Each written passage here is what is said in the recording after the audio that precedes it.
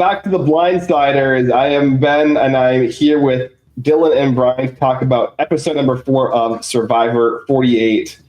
And I was out a little bit last week. I thought some of the tribal council shenanigans were a bit messy. I didn't love the journey, but I'm back in. I'm back on board this week. This to me is like the height of what you could get out of some of this new era shenanigans. This is the good side of the coin if we're talking about the both sides. I don't know if you guys have a similar or different opinion on that, but I very much enjoy this episode. Yeah, very good. And I didn't mind last week. Obviously, I wasn't here to record last week. Mm-hmm. It was like, it's like watching a car accident happen. You don't want to see it, but it was still like that deep, dark down part of me. It was entertaining, yet scary when that tribal happened. Regardless of how stupid the outcome was and how stupid the logic behind everything was, I still found myself like, oh, this is fun only because it's incredibly stupid kind of thing. I hope it never happens again. It's sort of like idle Mageddon, where it's like, it was just so dumb, but it's like a real, where were you when type moment when this happened. I don't think we can say the same thing about Cedric that we would about Suri, where she got, fucked. So I think that Cedric his notoriety is for the wrong reason. And the same thing for Justin too, where I don't necessarily feel bad for Justin. I think he could have fought a little bit more, which apparently he says that there's an edit out there where he was pleading more his case and it was cut. I've seen a lot of people talk about their edit outside of the game on X, the Everything app, discussing that they weren't the biggest fan of their edit, which is interesting to me. But overall, once we move past that episode, yeah, I agree. I really enjoyed this episode. I think in terms of entertainment factor, I think the splits of the tribe was probably the best way it could have gone. Very, very surprised to see, Vulu ended up going to tribal tonight. That was very surprising to me, but I thought everything was great. Episode was good. The challenge, obviously, I think having a team stack like that and allowing the other tribes, which like Siva got screwed, right? Is Siva the one that still has Mitch and Chrissy? Like that tribe on the face of it, I thought was easily going to be the worst tribe, and obviously they ended up winning. They ended up winning the challenge. So a really entertaining episode, and some good gameplay. Which I feel like specifically calling out good gameplay and not kind of being like, oh, this wasn't bad gameplay is not something we can do very often. And I think that there was some good gameplay done in this episode, which is always nice to see as well. Yeah, absolutely. Yeah, and it felt like, ironically, the voting for the next round of fan vote stuff that we'll probably talk about tomorrow in a live stream, because we're going to set up some stuff for the future. But one of the options was strategic advantages, and it's like, this is really a good example of that, because it's like, okay, an idol, that's simple and it can go wrong, but if you play it right and you act correctly, and there's not so many numbers that votes can be split and someone doesn't play their other steal a vote advantage, it's a classic strategic move. It might not seem like much these days when we have all kinds of crazy things, but I think this is a good example of that option on the votes. Yeah, I mean, my worry, with the strategic advantages is what does the show consider that? Do they consider what makes me think of this going wrong is we have winners at war and we have fire tokens. It's fire tokens are technically strategic advantages, right? But I feel like that was a really bad addition to that season. We got one good moment out of it, which was the extortion episode with Tony. But otherwise it felt cumbersome. So yeah, I agree. I think this is the upside of advantages in idol. This is the good a good outcome that is good TV. It's compelling, and you understand what's going on. I think my main issues with last week were I didn't understand what was going on because the rules were super unclear and illogical. The journey gave the player zero agency, so there was no like strategy to be done, right? There was no like, oh, I can play, I don't want to play. There wasn't even like a game. It was just like all of them were just forced to flip a coin to like lose a vote or get an extra vote. Not particularly interesting.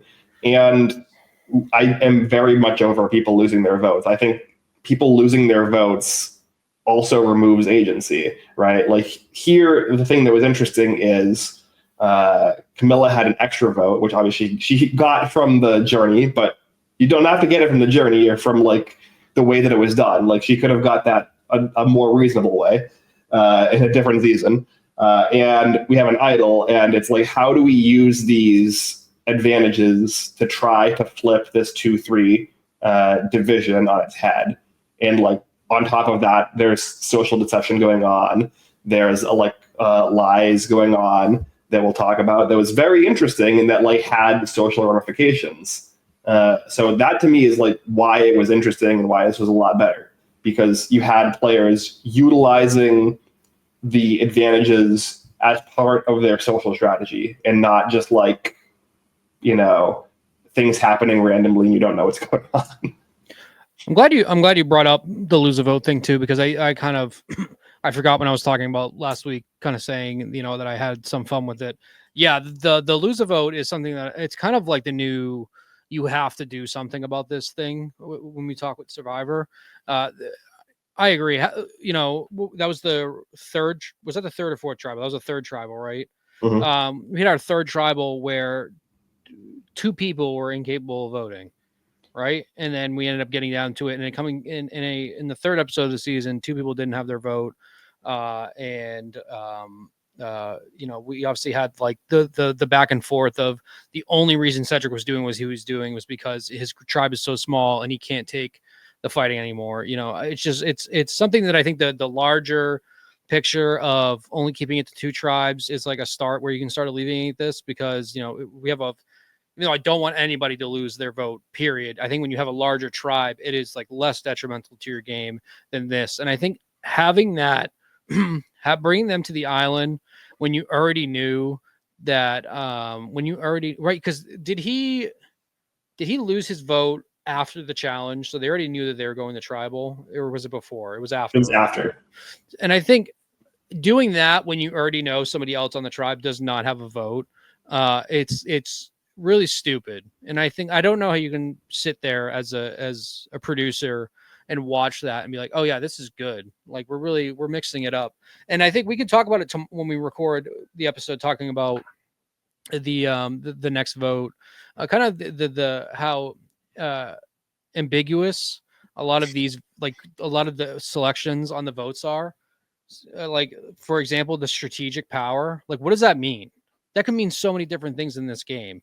And like I want to know what it is. I voted that way, spoiler, for strategic power, but it was only up to I only voted for it because of how I interpreted it. And I talked to the 3 other people and they all interpreted it in a different way. You know, so I think that's something to talk about too with some of these votes, is that I feel like they're purposely trying to keep us in the dark on some things and be like, hey, you voted for this, and then they end up doing something that I'm like, wait, I didn't really want to vote for this. Yeah, I don't know. You know, it's I don't view it as nitpicking for a current State of Survivor, because obviously they have done such a good job in the past 2 or 3 calendar years of changing things with the show to make it work out. You know, we talk about where we were when we came back for 41. You know, I say it almost every time we record. I think back to that season and I literally I cringe of just how just out of place everything felt there. You know, coming off of COVID, like this different style game, shorter time period there. You know, I think they deserve the credit for doing a good job of changing that and adapting to what we need. But there is still like losing a vote has got to go away. I don't think it's beneficial at all to this game. And it's like, it really screws over some people too. And like you said, you're basically leaving it up to a coin flip for some of these, which is like so unfair. You're already so limited on so many other different parts of the game at this point that now taking away the vote, which is really like you've said before, the one thing that they should always be a certainty for these people is now being taken away. So yeah, that's got to get fixed. Last episode sucked. I'm on that train now. I don't like that. Yeah, I forgot how upset I was about that after. Yeah, I mean, I do think like it really, for me, it's just like the one word is just agency, right? Like I don't think that like Survivor always has to be fair. I think that Survivor on its face is, intrinsically unfair in a lot of ways. But like in terms of making a good television product and making a compelling story for viewers, you have to like give the players agency in order for me as the viewer to care what happens to them. Otherwise, I'm just watching like slot machines go off, basically. And that's not like, I mean, so I guess some people like that, it is, there's a growing trend of watching people gamble.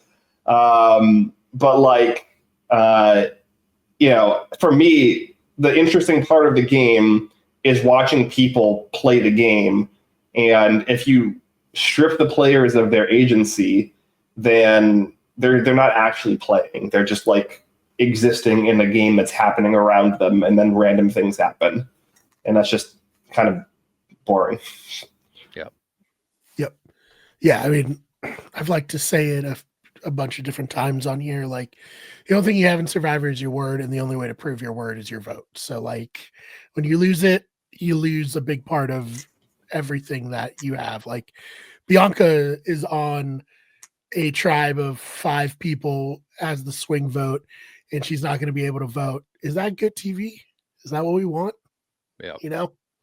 Wouldn't it be way more interesting if they went to tribal and the 4 people either came together and voted her off or, competed for her vote? Like, that sounds like a way better episode to me.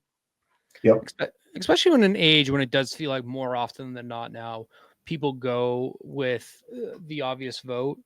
Obviously sometimes we have situations where people go and do really stupid things, but I feel more so now than previous years. Is it harder to try to climb your way up from the bottom when you get to these small tribes? I think it changes a little bit when you get to the merge, but I think in these small tribes, it's just so obvious. Everybody's just so at that point looking to get to the merge that it makes it so much tougher to be able to climb your way up. And then if you add on losing a vote to that, like it's just it's such a hard battle. And like you said, Ben, Survivor doesn't always have to be fair, and it shouldn't be, but sometimes like that, it's like you're basically just ripping the game away from them just to do it. Like so many people, I don't know anybody that likes these things that are happening now. We have so many other great aspects of the game that are working right now. And I think the cast deserves like a lot of credit, and the casting deserves a lot of credit. I still think that this cast is fantastic. There's like something about them that just makes me like pretty much everybody. Even Say, who Say has grown on me a lot too. Say is chaotic. I think in a lot of other seasons, Say might be singled out as like, this is the person that has to go. They're quote unquote like the villain. But I think Say has really kind of turned a corner as well. It's not on the same level as Emily, but it does kind of remind me of that. And I think that Say is still going to be chaotic. But I like everybody on this cast, and that definitely adds to kind of getting over the stupid stuff. Yeah, unfortunately, I know one person who likes this stuff, and his name's Jeff Probst, and he runs the show. But the rest of us hate it. But yeah, I agree, Dylan. Say's such good casting.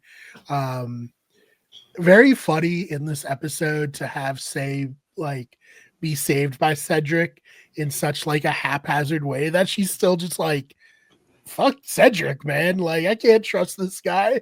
Like, it goes to even show like how much of like a misstep that was on Cedric's part to vote Justin off after voting for Say twice. And maybe Mary and Say will bury the hatchet. I mean, she wrote a note out of sticks. That was nice. Mm-hmm. They had a little moment.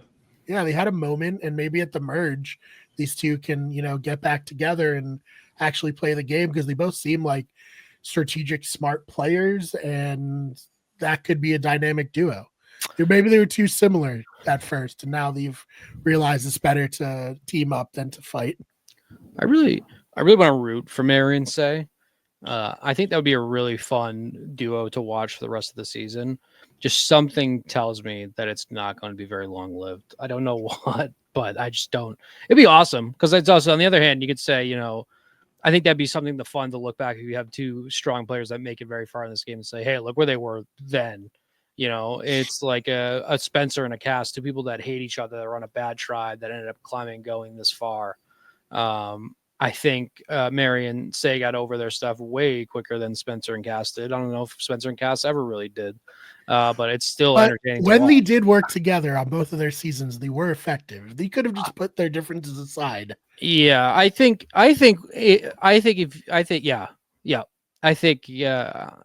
second chance, especially, that was kind of like the undoing kind of both their games eventually when they started deterring. Spencer just happened to be able to latch himself elsewhere. But yeah, I agree. I think when Spencer and Cass were on their game, they were very fun to watch together because, it's like it's two opposites attracting to do well. And it was, like I said, I don't think it's to that extent, but it sort of reminds me of it. They can go far. I just have a hard time seeing it like right now, but I don't know.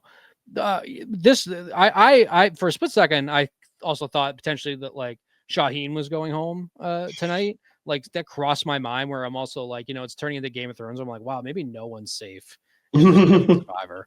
It's just strictly off of like the way that they're flipping some of these tribes. But yeah, once again, casting great. I think it's gotten better each episode. It's got better each season recently too. They've really figured out casting. Yeah, I think definitely the casting is what's carried the last like 4 or so seasons and why they've been so good for sure. I think more than anything else is the cast has been very strong. Like especially like 45 was pretty good, but then like 46 was like one of the best casts in years, and like 47 was also very strong, and this season as well. Like I think like it definitely like the thing that's kept the show afloat is just casting interesting, compelling people. And like with Say, I mean, you can say is chaotic, right? But like she's almost like predictably chaotic, because I think everybody last week when Cedric made the decision to keep her, everyone who was watching was like able to predict exactly this happening, which is her being like, what the hell, he tried to vote me out twice and then changed his mind the last second. Like that's not really like, that's not giving long-term ally that I want to work with vibes. I mean, like that's not like, that's not really like, yeah, he saved me, but like, yeah, as Say said, he saved me from a situation that he put me into. Like, is how am I really supposed to be indebted to him for like not voting me out when he almost voted me out twice? It's like, I don't blame Say at all. I think this is a perfectly reasonable and rational response to Cedric's completely irrational gameplay.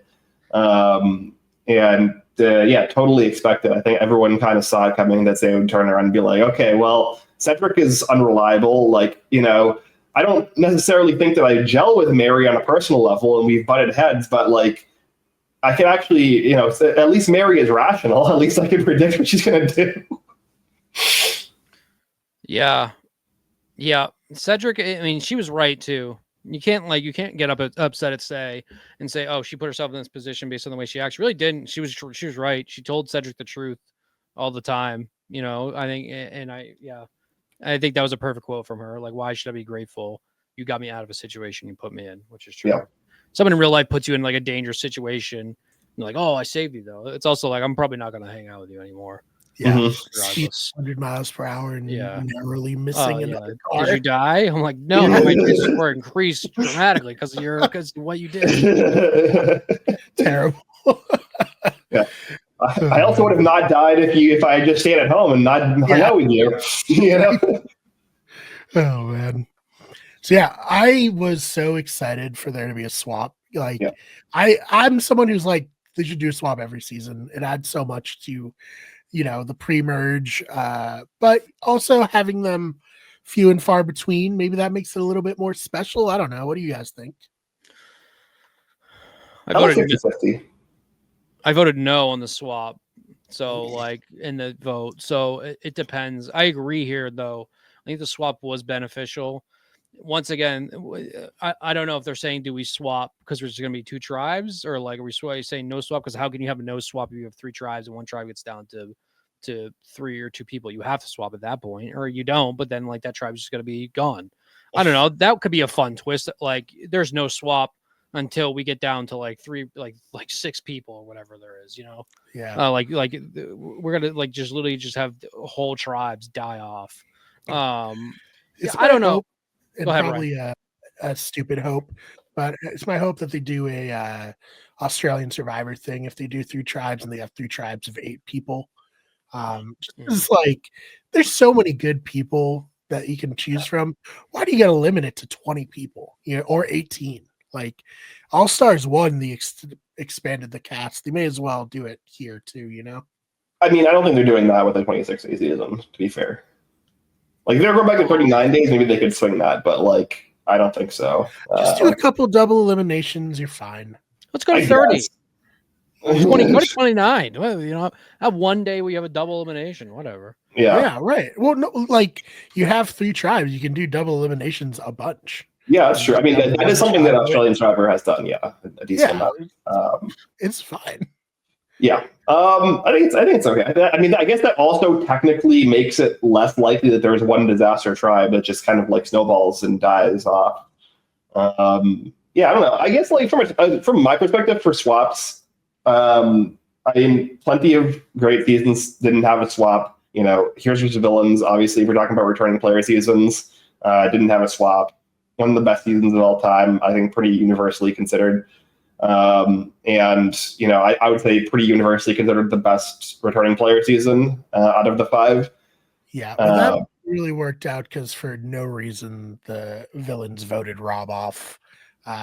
Yeah, and I definitely think if Rob stays, that they do not lose out before the merge. That's fair. It was the one misstep in Coach's storied career, was being a coward. Surely his one, yeah. It was one and only for our sweet prince. Yeah, we'll see how Coach 4.0 does on Survivor 50, I guess. But yeah, I mean, I don't really care either way. I think like a good mix, like keeping people on their toes, right? Like, there's people like, I want them to be kept on their toes with the final 4 fire making, whether you have it or you don't have it. And I'm like, I could do with just not having it at all. But for a swap, I think that it can improve a season to do a swap. Like in this case, I think this swap has improved the season and like breathed new life into the season.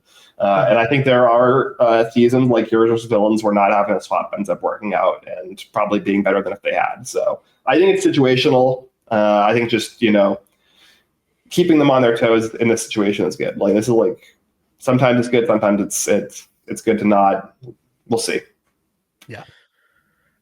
It's difficult realizing you're in prime Survivor age when I'm looking at the ages of some of these players. Out of everybody in this season, there are 10 people that are in their 30s, which is like, you think I was back. thinking about that too when they were talking about ages.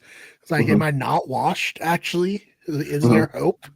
Because I was like, when I was 18, 19, I was like, I'm going to go on Survivor now. This is the prime of my Survivor, athletic life. And it still probably would have been, don't get me wrong, but where does it give you panic that you're, if you don't act quickly, you're running out of runway. I think well, I always think of Bob playing in his 50s and winning. So it's like, well, it's true. Yeah, this is a pretty solid. You've established credit age we got going on with a lot of these people. Yeah, I just realized that. Although the list I'm looking at, mysteriously Say does not show an age. I do feel like Say is probably on the younger side. I don't imagine like early to mid 20s is where Say is sitting. Mm-hmm. Oh yeah, you must be looking at the The Reddit image thing. Yeah. I think they made a point Say was the youngest, right? Because or Ava's 24. He's 30. Say's 30. Wow, she holds 30 well. She definitely looks way younger. That's going to be an advantage to her down the road. Mm-hmm. Yeah, so there you go. I guess that makes 11 out of 18 people in their 30s in the cast. Wow.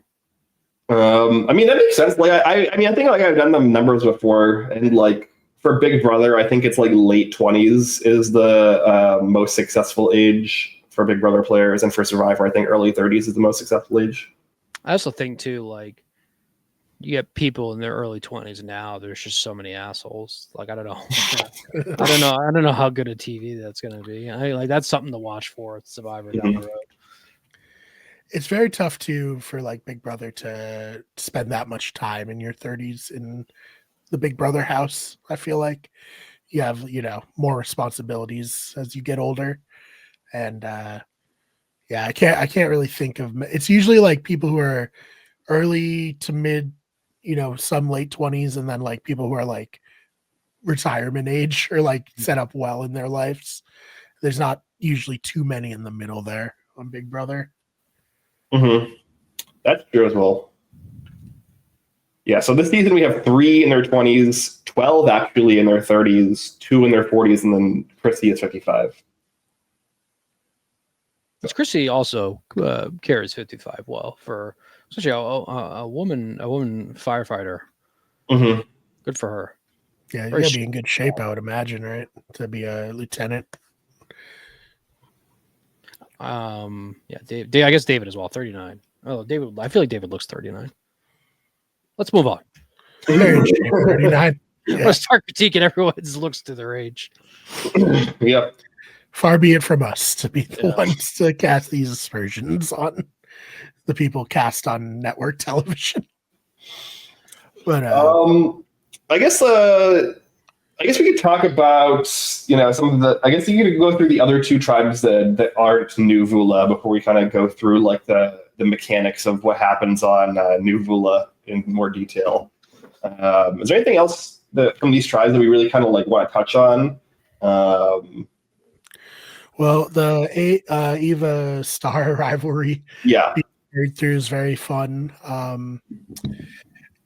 little uncomfortable at times. I put it more in the category of uncomfortable than fun. Honestly, I feel bad for Star. I guess like I don't know. Maybe it is like maybe Star just is not. She's not the social player, and like Eva is able to just very quickly talk to people and kind of latch on. I don't know. I do feel bad for Star though, because at least from what we've seen, it doesn't seem like she's done anything to just immediately deserve Eva immediately just kind of shitting all over her. But I don't know.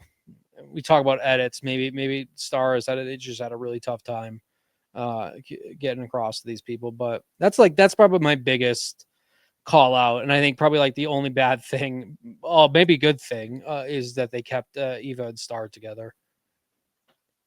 Yeah, I think the one thing that could be interesting with Star here is she's staying on the Loggy Beach. So that means, Brian and I talked last week about, does she find, or does she like unlock the cryptex and get the idol before the swap happens? Because we didn't know at the time that she was going to be staying on the same beach. She ends up, not having the opportunity to do that. But she is on the same beach now, so she still does have an opportunity to solve this puzzle and get her idol. Because right now she still does not have her vote. So like that could really be a really interesting dynamic if this tribe does lose, presumably there's only one more tribal council before like a merge or mergatory situation. That's generally how it's been. So if this tribe does lose and she does have like a situation where she has to go try to find this idol before the tribal council, that could be really interesting as well. And then also, like, I don't think that she is dead in the water, because from what we've seen on this tribe, it seems like David is really taking the lead. And we got some interesting stuff between Charity and David as well on this tribe. And it looks like David might push Charity in front of the bus and save Star. Yeah, the charity David dynamic kind of came out of nowhere. Maybe I'm like misreading what was going on SIVA before, but maybe we just haven't seen it and it has been kind of going on. But I knew Charity was the one on the outs. I didn't realize that they had like this annoyance of Charity. Yeah, yeah, that'll be interesting to watch too, because obviously Charity very much thinks that she is running the show when it comes to David. I don't know. When she was like talking through what was going on, I'm like, oh, cool. Is this like maybe Charity's gonna get some steam of this like strategic player, and her and David are gonna work together? And like immediately David's like, I want nothing to do with Charity. Let's get her out. I'm like, well, that's kind of that. Yeah, another fun, same thing. Like Barry and Sega together, I kind of think we have a lot of, and Eva Star too. We kind of have like these fun little rivalries too, which is. They're not saying they hate each other, but we're far from kind of that kumbaya stage of everybody just getting along and, oh, we lost. Now we got to figure out which one of us got to go. And it was funny that they kind of went meta with it this episode also, of like Joe talking about how much he hates all this, and like the whole like thing of like, well, we know we're going to vote out, but let's all go pretend like we need to talk. I thought that was kind of a funny call out by him, but yeah, David and Charity, that seems fun. Seems like two people, two personalities that could make that whole situation entertaining. Yeah. Who's more Delulu? Charity thinking that she can strategically control David, or David thinking he's still in a relationship with the girlfriend that broke up with him? I'm going to say Charity for now. Until we get more information here, because this is like a very confusing situation with David. Let's monitor this situation closely to get a fair answer on that. Yeah, that was very strange that he had that whole segment last episode about how he's afraid of his girlfriend leaving him, and then he's on this new tribe, and he's like, "Yeah, she broke up with me because I'm broke." Mm-hmm. Yeah, David might be a weird guy. He might be. Jeff Probst came out of the woods and was like, "By the way, your girlfriend has broken up with you." I don't think you could be a stunt performer and like be a normal guy. You know what I mean? No, probably a little CTE at some point. That, but also like, they're the kids growing up that played, they're always the ones that wanted to play goalie and catcher and like hockey and baseball. They're people that, the society needs these people on the front lines. So yeah. A little unhinged in the noggin. Yeah. I did see that he's training to be a pilot now, which I also feel like is kind of a risk-taking profession as well. So makes sense. Sure. Especially now. Yeah. Well, that's the one. That's the pilot you want. The one who used to be a stunt performer. It's like when stuff's going wrong, he's like, "I got this." Well, is that because like do you want a pilot who is already perfectly willing to like put his body on the line and be like, "Hey, you know what? If I die, I die." Like I feel like that's not the kind of vibe I want from a pilot. I want a pilot who values his own life. I think That's true. I think outside of the Malaysian Airlines situation, I think they seem to do a pretty good job of mentally kind of scanning these people before they start flying commercially, or else we'd have way more incidents like that happening, I think. So fingers crossed if he does become a pilot, he's passed with flying colors. Yeah, hopefully they do a better job at doing psychological screening than CBS reality shows do. So right.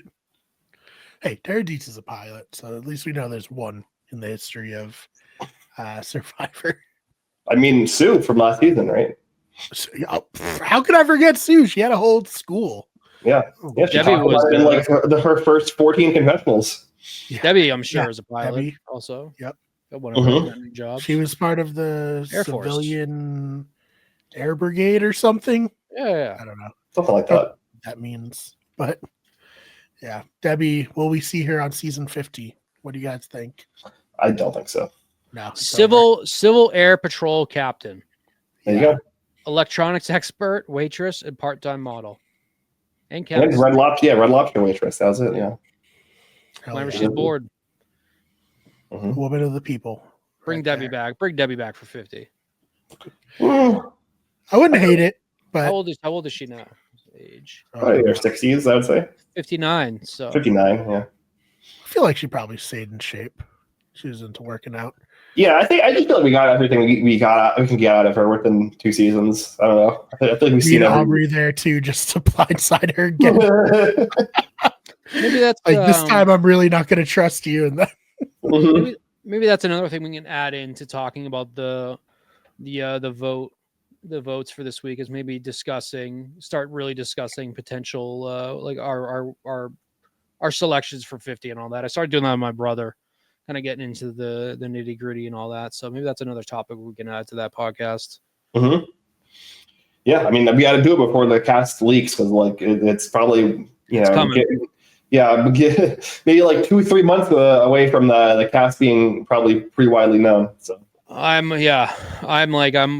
thinking by the time the season's over, I think we're gonna start getting. There seems to be some smoke, and where there's smoke, there's fire. So yeah, Redmond will be letting us know, I'm sure. Yeah, I would say sometime probably June or June, maybe early July is probably when we'll probably get the list. So yeah, maybe doing some more casual stream hangouts of like Spitball and Survivor stuff. Mm-hmm. Do a group playthrough of Castaway God. Island.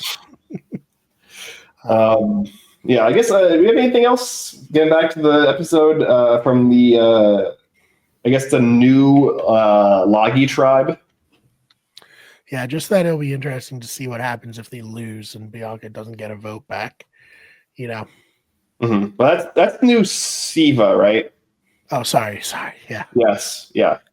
We haven't really talked about them besides like the Say and Cedric stuff. We had like a little interesting moment between Cedric and Mitch, where Cedric bonded with him over how he also used to have a stutter as a kid. Yeah, I do. I think I've said it before, but I do find it extremely brave of Mitch to go on national television with a stutter, especially one that like that's like I don't know if I'd have the mental wherewithal to be like, I know I want to do this, but I know it's going to come with people like being jerks to me. But like he said, it's good for people who do have stutters to see someone being like, it doesn't have to hold you back. You can go, play Survivor. You can live and do like all these fun things. So I thought that was a very cool moment. Yeah, I like Mitch a lot. I don't know how far Mitch is going to go in this game, but I like Mitch a lot as a person, the person that we've seen. Yeah, I mean, I feel similarly with Mitch that I did about like Ben 2 seasons ago, where like really like him as a character, but I just get nothing from him as a player. So like, I feel bad. So I like him and I want him to do well, but like I just don't. Like, there's nothing that I can grab onto. Like, we got a little bit last week with him like going and talking to Kyle on the raft, and then like this is like I guess a sort of a strategic conversation that he's having with Cedric, even though it's like mostly a social conversation and just kind of like a human conversation. But I just feel like I have nothing to like really grab onto. Where I'm like, this is a person who like has the instinct to win this game. I don't mean this in any way disrespectful to Mitch, but he does seem like someone that could get dragged to the end and kind of he'll be a 0 vote finalist. Yeah, like Ben. Yeah. That's a good call by you guys. I hadn't thought about that before, but I do, I can see it. I see the vision.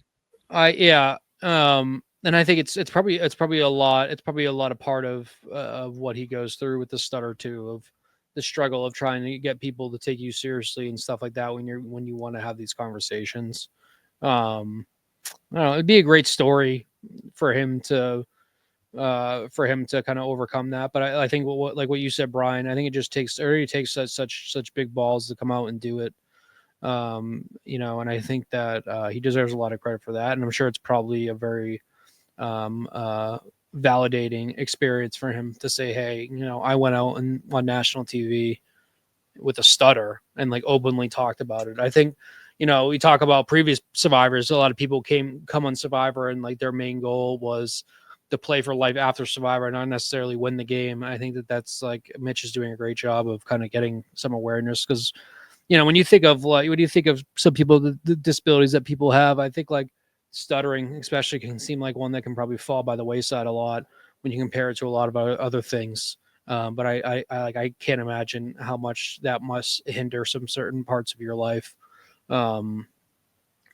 So yeah, good for Mitch, but unfortunately, like I said, gameplay wise, that's just the path I see for him. And I don't mean that in any way like as a knock to him, but I think that's just like the situation we're in.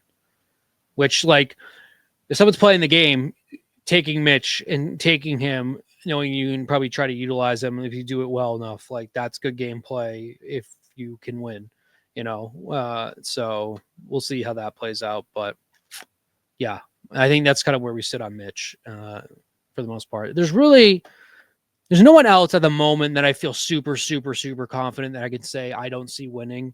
Maybe Chrissy, just based on the airtime we've gotten with her so far. But Mitch is probably the first one that's going to come to mind. I feel like this whole tribe, except for Say, I don't think. Yeah. So I don't have the listed in front of me. It's Cedric, Mitch, Chrissy, Say, And Bianca. Yep. Yeah. I guess you're right. My winner pick. I mean, yep. Better than the other one you're going for, which unfortunately was the one personal made tonight.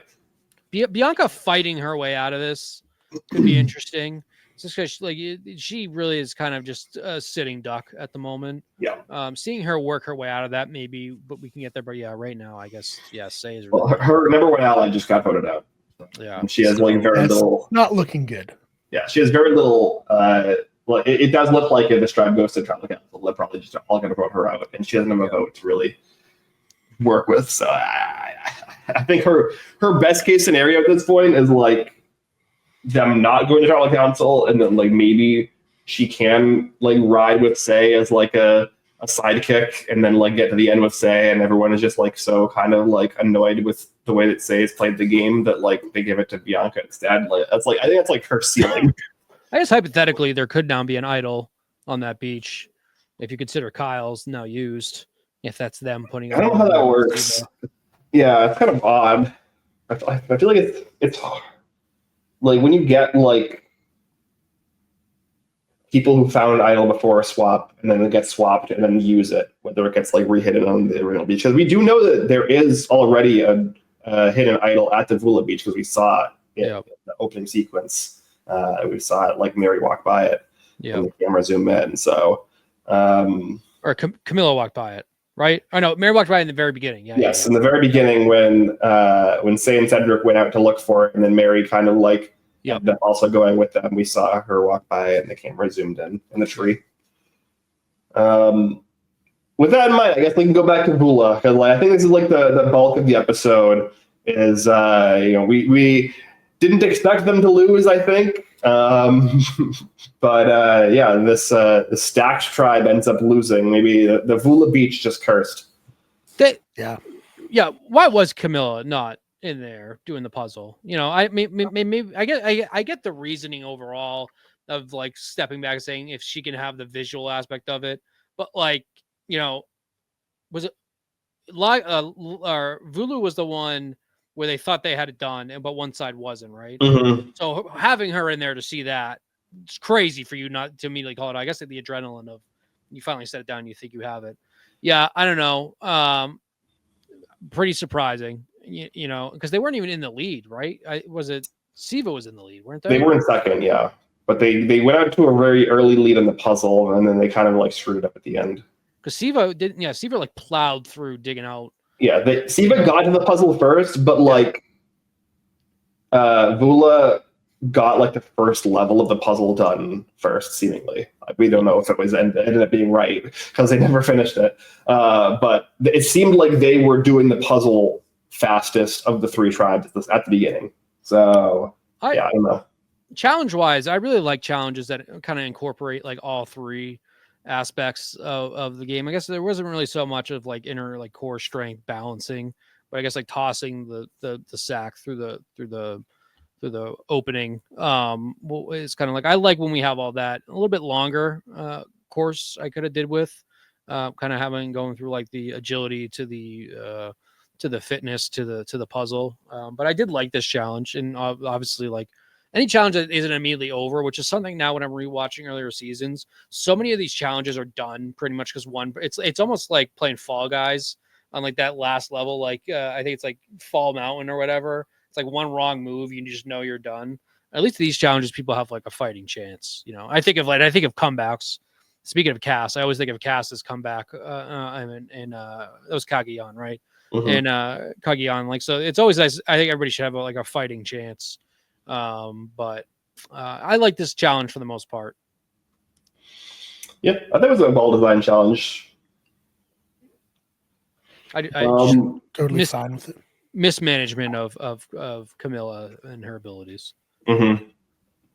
Yeah, I got the idea of like putting her on Shaheen's shoulders to call, but I think these kind of puzzles, it's really hard to like solve them if you don't get your hands on the pieces. Yep. Like just kind of visually, like especially with like the 3-dimensional aspect of it, it's like kind of hard to like visually kind of put it together without getting your hands on it. So, I guess for me, the standout thing from this this tribe and the way this kind of ends up playing out is it's very rare on Survivor that people will like proactively lie. Like sometimes people reactively lie. Even something like Thomas hiding the fact that he got an advantage. That to me is a reactive lie. You're put into a situation where you get an advantage. You have to now decide, do I lie about this or do I tell the truth? And you can choose to lie. Coming into a situation and just completely fabricating a false reality and then hard selling it in a way that like positions you better because that like is a thing that people now believe is something that I don't think people do enough on Survivor. I think there's a number of reasons that people don't do it. One, it's hard, obviously, and two, like it's risky, and then three, like I would say, I think people are less likely to forgive you for proactively lying because it comes off as unnecessary in a lot of situations. Whereas reactive lying, you're like, what was I supposed to do? I was put into the situation. You can kind of have an excuse. But I love it. Talk about like on Big Brother, there's been instances of people proactively lying, especially. And it's a very, very effective tool when done properly. And I was very excited to see Camilla do this. Did Camilla know about Kyle's immunity?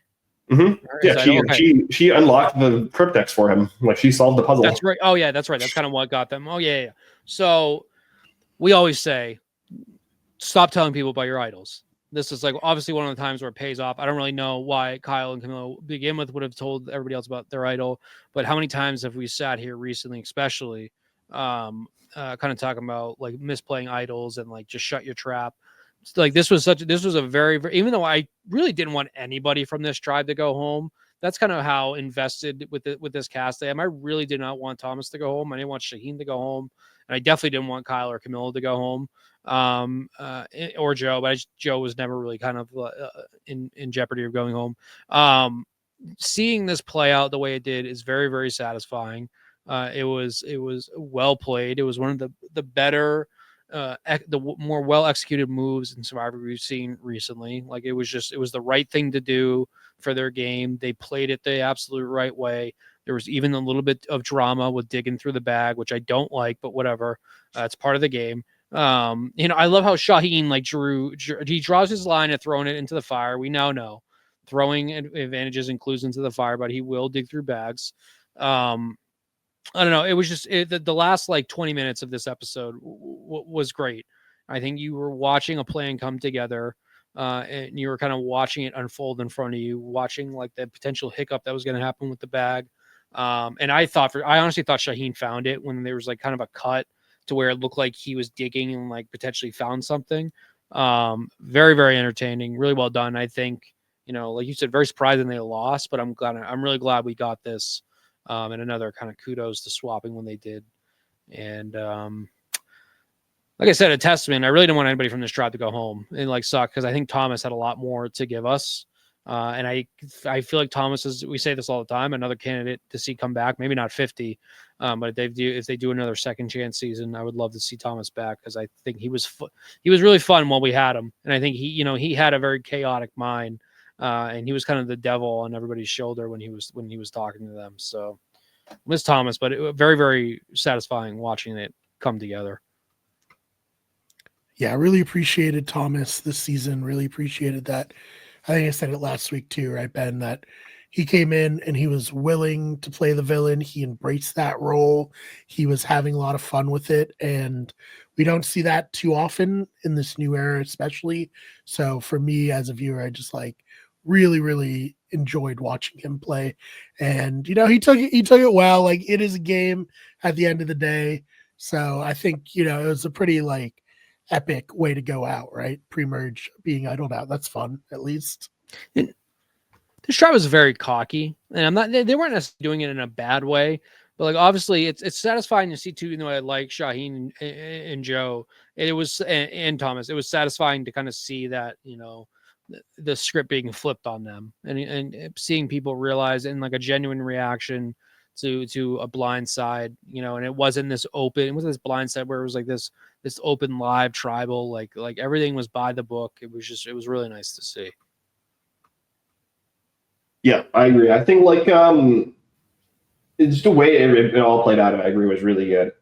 For the advantages thing, this actually episode got me thinking now about like this meta of like, should you tell people about your idols and advantages, or should you keep it to yourself? Because like you said, we have Thomas here who keeps his advantage to himself, like almost to a fault, where Camilla like calls him out on it and is basically like, hey, I've compared notes with Star, and from what I heard from Mitch, and then also she had also gone on her own journey, you don't have a choice, the game is not giving you any agency, right? And so if Thomas told you that he didn't play, he's lying, basically. And then Thomas doubles down and says, no, she's either lying or was lied to and was misinformed, because I definitely had a choice. I definitely didn't play. But then you also have Kyle and Camilla, who had told each other about their respective idols / advantages and were able to utilize them to make this play. I wonder if the game at this point, because of the way that idols and advantages are being given out, is almost making it impossible to keep them a secret and like have that be like a strategically capable thing to do. Because the two things that like give you idols and advantages now are, for the most part, like obviously there's normal idols that can be found, but like journeys and beware advantages. And everybody knows when you go on a journey. So like everybody knows you either lost your vote or got an advantage, probably, unless you lie and say that you were given a choice and you can deny it, which sometimes is the case, but most people are going to either assume you lost your vote or you have an advantage. And so if you go to a tribal council and you voted in that tribal council and everyone counts the votes and there was enough votes, they're like, oh, okay, so that means he probably has an advantage. Or beware advantages, where they're so like difficult and confusing now, where like you either have to like risk not getting your vote back in time if you can't solve it on your own, or you have to enlist an ally to help you because it's like some complicated escape room thing. So it's like, I just wonder whether at this point it's even possible to keep these things to yourself and have it work out.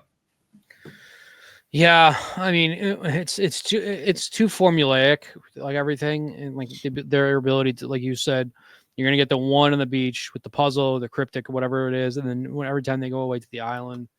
That's one thing specifically. Like that's why I wish the verbiage for when we're talking about advantages and idols, like I give us a way to say how we want them to get them. My preference is always going to be to have everything just laid out on the beach, on the island, and for people to randomly stumble upon it or to find it, because there's way too much time now focused on tribes basically actively watching everybody make sure they don't go hunting, where before it was kind of like if you caught someone hunting, it was a bad thing, but now everybody's just like proactively just everybody's looking out. Everybody's so afraid to go hunting for the idol, or like some people are just so open and blatant about it, because they know that once you get one, that there's no others. I think that's like something that has to get figured out for sure. I think going away to the island, there's no benefit to it, and it eliminates another asset, a facet of the game where after tribal or after the challenge, people going back to their beach and kind of discussing what's happening, and then you have one person going away, and it doesn't really seem like that's been a deciding factor too much of like people just not being there to talk strategy, because it seems like they do get the time after. But I don't know, just get rid of it, get rid of that, get rid of like the obvious puzzles that we get each year at the start of the game. Like just start putting idols out there. I think that's when idols are the most fun, is when they're just randomly out there, people find them, like throw 2 or 3 on the beach. I don't care. Like it doesn't have to be this formulaic template way that they're playing the game, because it goes back to everybody playing it just in too much of a meta way of like, oh, we know they went there, so their options are this, or this. Like the mystery is completely gone from that. Yeah, it's super interesting to see what people are going to do. I guess it just comes down to how much you trust people, but yeah, I don't know. It is almost becoming like, what's that poker where like it's just open hand? You like put it on your head, so everyone else knows what you have. Well, I know there's it's a game in the Genius called Indian Poker, which is like that. Yeah, it's just like it's becoming that where like everyone's going to be more aware of everything you have than you are at some point. Yeah. So, yeah, I mean, I don't know. It's hard to like be like, well, maybe they'll get rid of the journeys, because every time I feel like we're getting a little better, they ramp it back up. So I don't know. We've also eliminated so much dumb stuff from where we were in 41 too, that it's like, the journey was probably the thing I was like one of the things I was least frustrated with previously, because it was new and like we could constantly get it. But now, 8 seasons later, I just think like enough's enough. I think like it's just the shock element was completely gone after the first season. I'm like, oh, they're leaving after the challenge. Like I think that's gone, and it's just or switch it up, do it where like just change something. So Bring where Exile Island back. Yeah, do something. I'm fine with that. Like do another Ghost Island. I like just do something different. Yeah, no, I think that's the main thing. Like, obviously, there were some, early new era advantages and twists and stuff that were just objectively bad. Like, I think Do or Die was bad, and Hourglass was objectively bad. Like the knowledge is power, I think, was malformed as an advantage. But for me, the journeys were always like very hit or miss. Like some of them were well designed, some of them were very, very poorly designed, and just felt like a boon and on strategy, and just felt like a waste of time. And yeah, I agree. We're 8 seasons in to the exact same formula every single season, with very little variation. And so because it's so predictable, people are able to kind of like play, like Dylan said, the meta game of like expecting certain things to happen in certain times. And they know that like, if people go on a journey at this time, then they're probably going to face this kind of an opportunity, and they're like probably going to get either lose a vote or an extra vote, right? And like it just limits the amount of opportunity for people to play, to lie, to like create fabrications. We've seen kind of situations in the past where like in Kagayan or Tokenshiens, where like at the very start of a season, players are sent ahead of time to the beach, and they have to like make a decision between, am I going to help myself or help the tribe? Am I going to get an idle clue or extra supplies for the tribe, or like, am I going to spend my time building a shelter or looking for an idol? And like that kind of being a one-off thing every 10 seasons allows players to play around with that scenario and make something up or to lie. But like when the journeys have become so formulaic, those lies are very hard to tell, and it becomes very easy to be caught in a lie, as Thomas kind of was in this situation.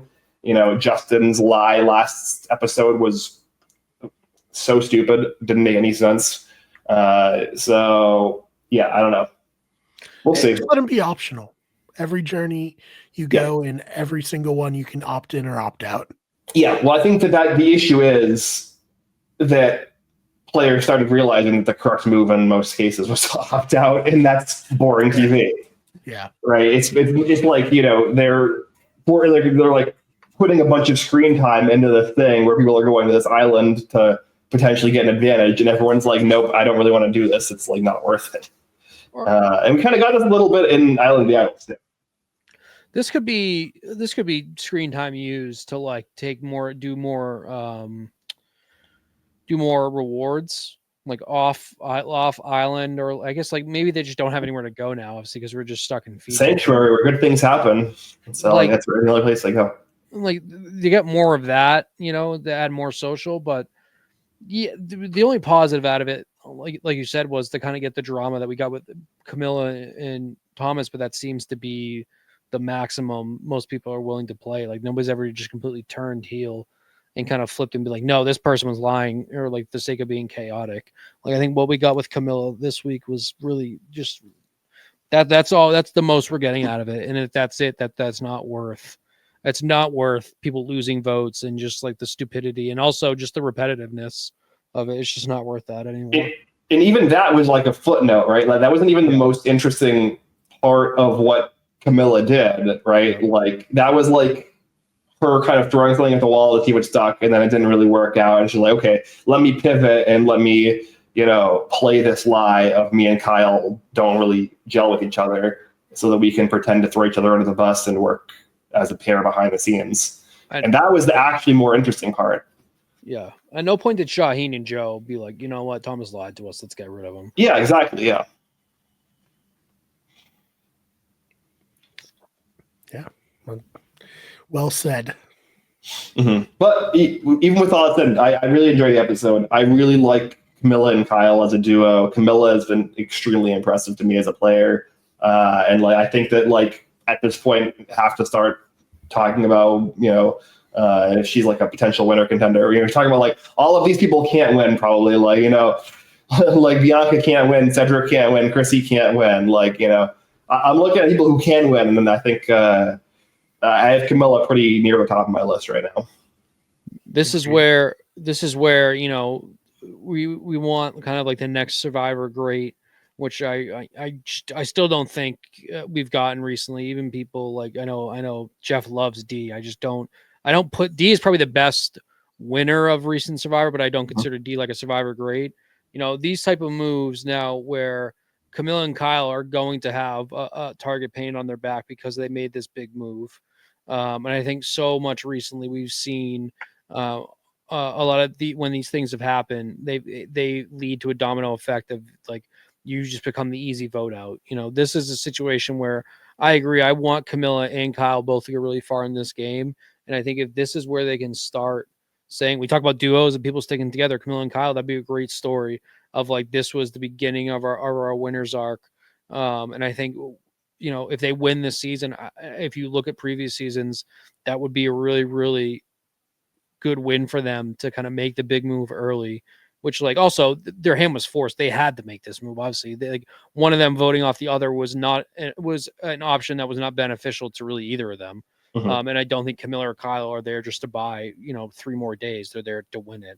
So they had to make this move. They made it. And I think if they can overcome it, you know, they both, I think, have the tools to be very, very good Survivor players. And it's like, we're desperate for that hero. We're desperate for like that icon at this point.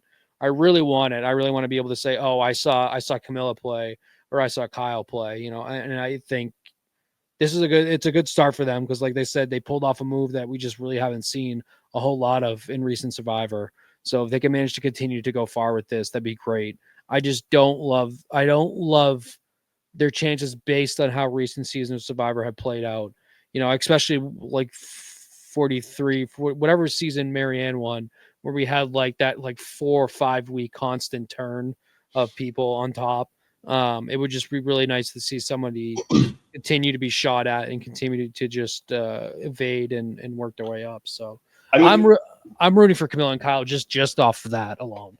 I mean, even looking at last season with like Operation Italy, which is a really like if we're talking about like impressive moves in the new era, well, I think Operation Italy was like one of the like big flashy but still impressive strategic plays where we're talking about people proactively lying to like sell a story and having it work out and like making a play off of that lie. But it didn't work out for any of the 3 people involved. None of the 3 people ended up winning the season, even though it was done. It was done successfully at the final 7, and then all 3 of them are in the final 6. It still didn't work out for any of them. Yeah. So like we were talking about a similar move being made in episode 4, right? Like it's a long way to go. It's a debate that I think is going to happen for a while, whether or not